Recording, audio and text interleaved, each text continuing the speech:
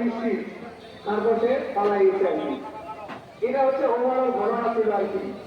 Main কোন আন্দোলন থেকে শুরু হয়, পরবর্তীতে একটা পর একটা কি হয় আমাদের বাইরে বাংলাদেশে অর্জন কিন্তু আমরা 1971 সালে অর্জন করছিলাম। বাংলাদেশের মধ্যে আমরা আন্দোলন করে আমাদের বাংলা দখল করে নিয়েছিল।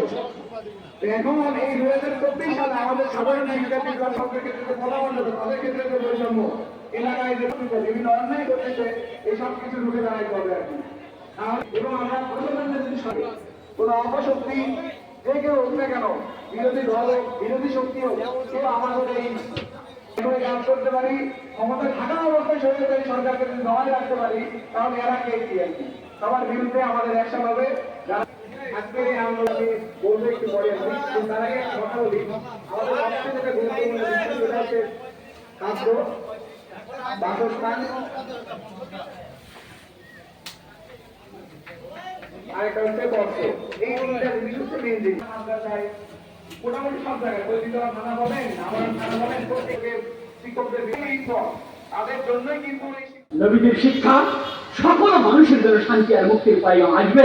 এই শিক্ষা নিয়ে সমস্ত শিক্ষাকে জাতীয়করণ করে এই মুক্তিযোদ্ধাদের নিয়ে আমরা এই দেশকে সুন্দর করে গড়ব।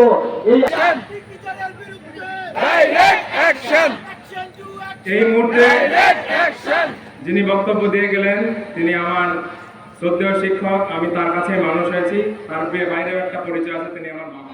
যেটি ম্যানেজ যন্ত্র উনি বলেছেন, if all the world was to be united under one leader, then Muhammad sallallahu alaihi wasallam would have been the best fitted man to lead the people of different ideas, creeds and dogma to the way of peace and happiness.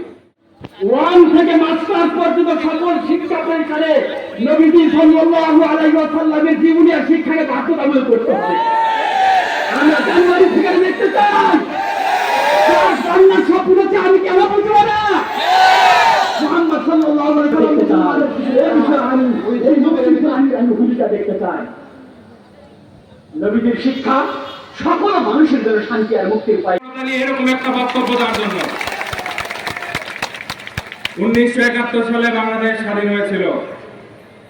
আমাদেরকে বলা হয় এই বিজয়। আমি আজকে জাগ্রত ছাত্র সমাজকে বলতে চাই, যদি কোনো শিক্ষক শিক্ষিকাকে কোন রকম নেশা করতে গাঁজা মদ তারি এই পত্রিকা উপজেলার কোথাও পাওয়া যায় তাহলে তোমরা তোমাদের স্মার্টফোনটা ব্যবহার করবে, তার ছবি নেবে, তার ব্যবস্থা আমরা কিন্তু শিক্ষক সমাজ ছাত্র সমাজ মিলিয়ে নেব।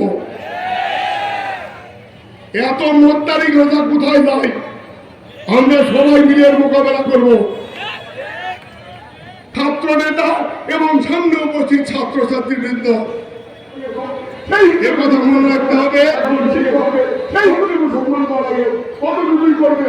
যদি তার অপরাধ পাও আমাদের শিক্ষা অফিস আছে, উপজেলা পর্যায়ে জেলা পর্যায়ে